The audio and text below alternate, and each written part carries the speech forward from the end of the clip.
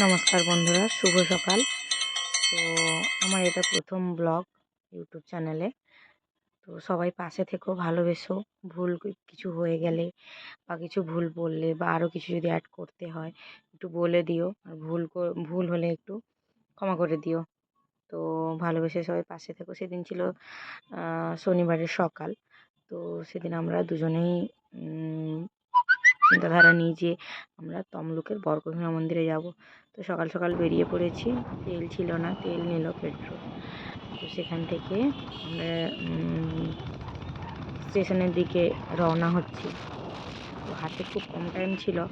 যখন স্টেশনে আসি তখন অলরেডি ট্রেন ছেড়ে দিয়েছে। কী করা যাবে, অগত্যা সেই বাস স্ট্যান্ডে, সেন্ট্রাল বাস স্ট্যান্ডে অপেক্ষা করছি। ও গেছে গাড়ি রাখতে অফিসে, আমরা বাসে যাব। ও আস্তে আস্তে বাস ছেড়ে দিয়েছে, দুটো বাস ছেড়ে দিয়েছে। স্টেটে যাব বলে দাঁড়িয়েছিলাম। তো আবার একটা বাস পেলাম, দুজনেই উঠে পড়লাম। তো আমার তো একদমই বাস ভাল লাগে না, আমার বরেরও বাস একদমই অপছন্দের জিনিস। তো এটা যে মন্দিরটা দেখলে, এটা নাচিন্দা মন্দির, সবাই প্রণাম করে নিও। তো নিমতৌড়িতে নেমে আমরা ডিসাইড করি যে আমরা একটু আখের রস খাবো, কারণ সকাল থেকে কিছু খাওয়া হয়েছিল না, পুজো দেবো বলে। আখের রস খেলাম, তারপর ওখান থেকে টোটো ধরলাম। অনেকটাই রাস্তা যেহেতু, সেই কারণে টোটো ধরেই যেতে হবে, আর মাথা পিছু 20 টাকা করে নেবে টোটো। তো এই যাচ্ছি। আর সেদিন ঠিক রোদ ছিল না, কিন্তু গরমটা না কেমন একটা যেন ছিল, মানে কষ্টদায়ক আর কি। তো আমরা মন্দিরে পৌঁছে গেছি। মন্দিরে এসে তো দেখি প্রচণ্ড ভিড়। শনিবার মঙ্গলবার হয়তো ভিড়ই হয়। তো এটা হচ্ছে, এই মন্দিরটা খুবই জাগ্রত। মা সতীর 51টা সতীপীঠের একটা পীঠ এটা। তো খুবই জাগ্রত, আর এসেও খুব ভালো লাগছে। মানে মন্দিরে ঢুকতেই, প্রবেশ করতেই যেন মনে হলো মনটা শান্ত হয়ে গেল, এরকম একটা কিছু।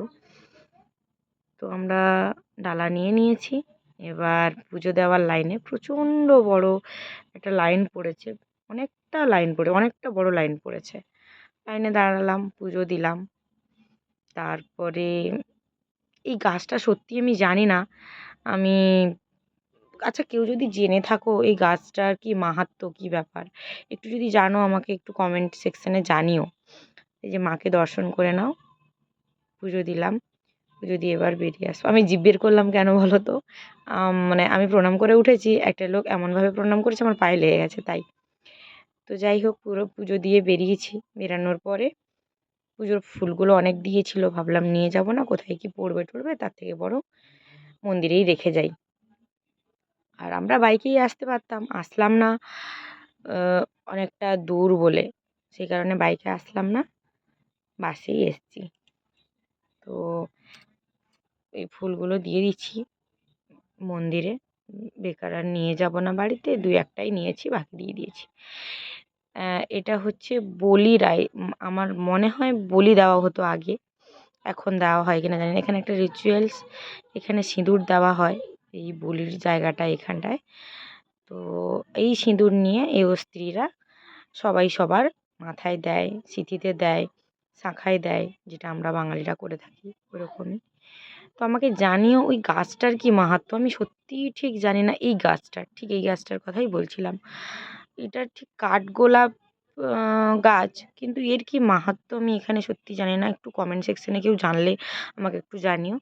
যেহেতু প্রথম ব্লগ, একটু ভুল ত্রুটি হলে ক্ষমা করো। প্রথম ব্লগ মা বর্গভীমা মানে বর্গভীমা মাকে নিয়ে আমি শুরু করলাম। তো ভুল ত্রুটি হয়ে থাকলে মার্জনা করে দিও। তো আমাকে একটু জানিও এখানে সিঁদুর কেন দেয় সবাই, আমি সত্যিই জানি না, আমাকে একটু জানিও, কেউ জানলে কমেন্ট করো। তো পুজো দিলাম, খুবই ভালো লাগলো ওখানে গিয়ে। আবার কখনো সময় সুযোগ হলে অবশ্যই যাব। সেদিন